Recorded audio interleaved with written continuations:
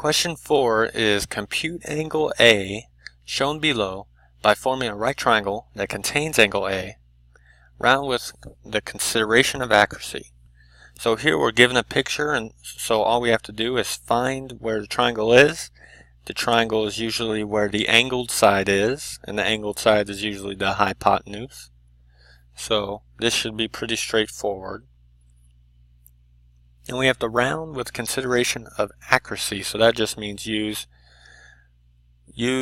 the significant digits in our answer to the least amount of significant digits in the given information, which from each of these dimensions is 3 sig figs. These dimensions all have 3 significant digits, so we'll use 3 significant digits in our answer.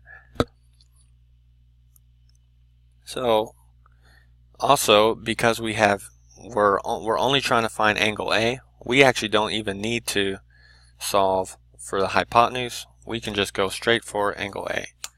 So let me start trying to solve this thing now.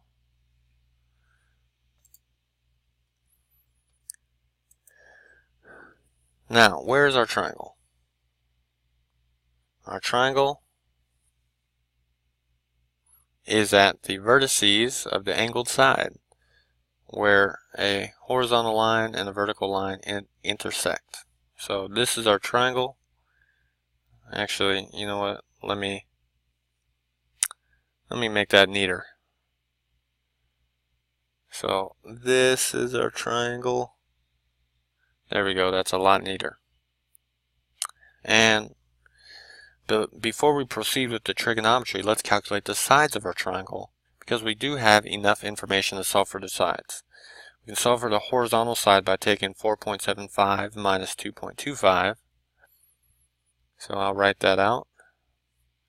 4.75 minus 2.25 is 2.5. And then we can solve for the vertical side by doing 3 minus 1.25. And that's going to be 1.75. Now, and let me write this as question 4. Now, because we only need to find angle A,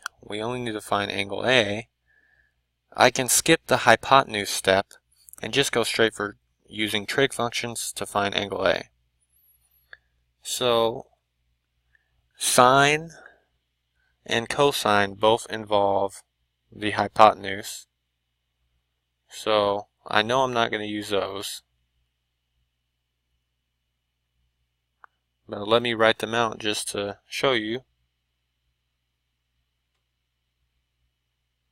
We will not use these because they incorporate the hypotenuse. So this is a no, and this is a no. The only one that's going to work for us is tangent. So tangent of angle A equals the opposite over the adjacent. For this case, angle A is opening up to 1.75, so 1.75 is our opposite, and 2.5 is our adjacent. To solve for this, we can take the inverse tangent of both sides, or we know that if we're given a ratio, we can use inverse functions to find an angle. But I'm showing you this way to emphasize the algebra.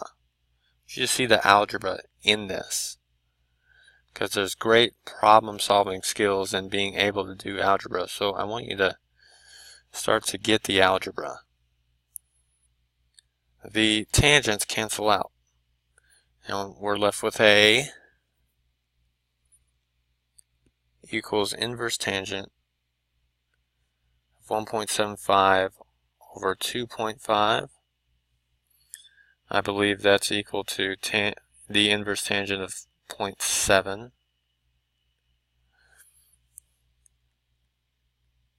And let me get my calculator out now. So first I'll confirm that 1.75 divided by 2.5 is indeed 0.7. Yes, it is. And then take the inverse tangent of that. Inverse tangent on my calculator to my previous answer. That is equal to 34.99. 34.99. Now, in my original question, the least number of significant digits that I had in the given information was 3 significant digits. So I need to round to 3 significant digits. And that would be 1, 2, 3. So to the tens place, 1, 2, 3. And the number right to the right of it is larger than 5. It's 9. So it's going to round the 9 up to a 0, which would round up to 34 to 35. This is going to be an even 35.